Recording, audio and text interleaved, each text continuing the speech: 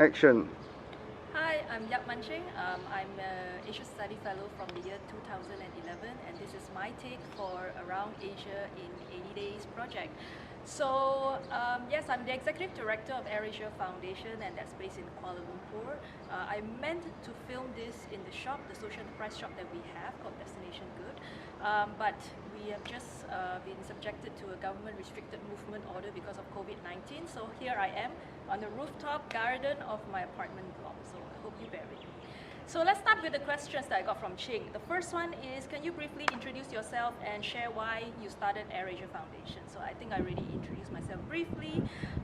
So yes, why did I start AirAsia Foundation? There were two main reasons mainly. First is I'm interested in growing the social enterprise scene in Malaysia. And the second one is I really wanted to change how companies would contribute to society. I'm not a huge fan of just CSR activities where you're not really engaged. So I wanted to build a cause that would be closely related to the company's values and our core business. So social entrepreneurship, I think, connects very closely to AirAsia's entrepreneurship approach as well as its innovative approach. So other than giving a social enterprise grant, we also try to help the grantees through different channels. We may source products from them, we may help them sell their products. We also usually tell a lot of their stories on our social media channels. So that's the three things that we do. Second question.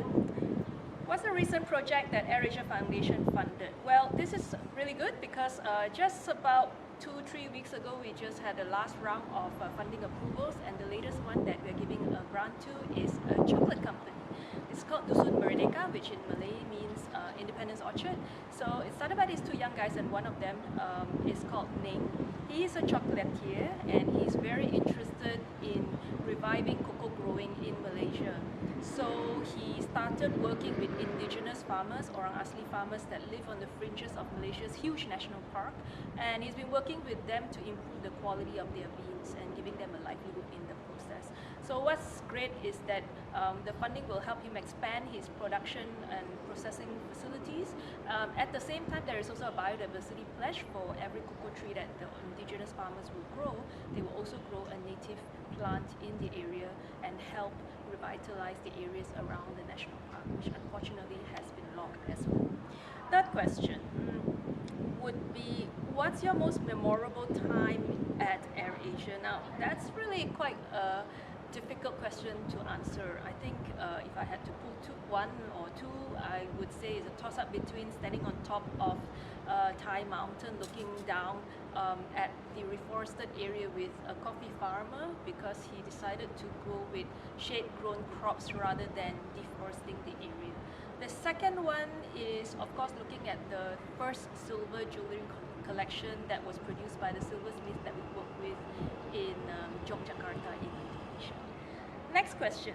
How would you describe the Malaysian social enterprise community? Well, I think definitely we've come a long way since 10 years ago when it sort of started growing. We have, for example, in AirAsia Foundation, 7 grants in Malaysia and 2 more coming on board, including the one with the chocolate.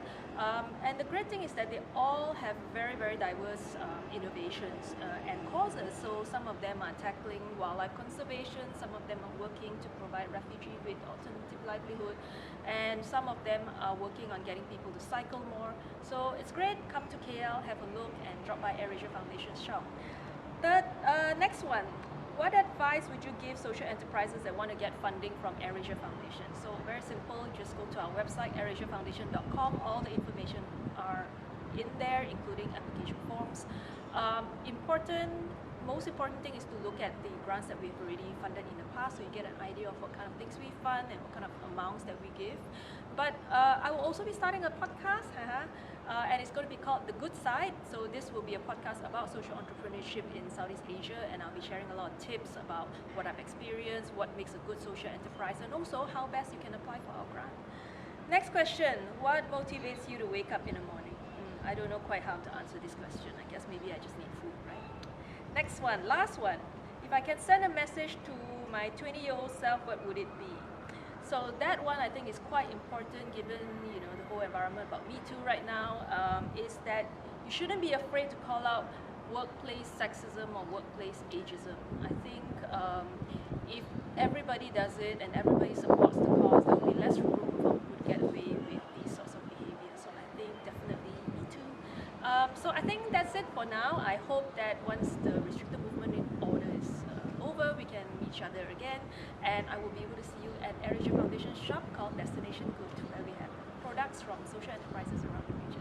Okay, bye for now.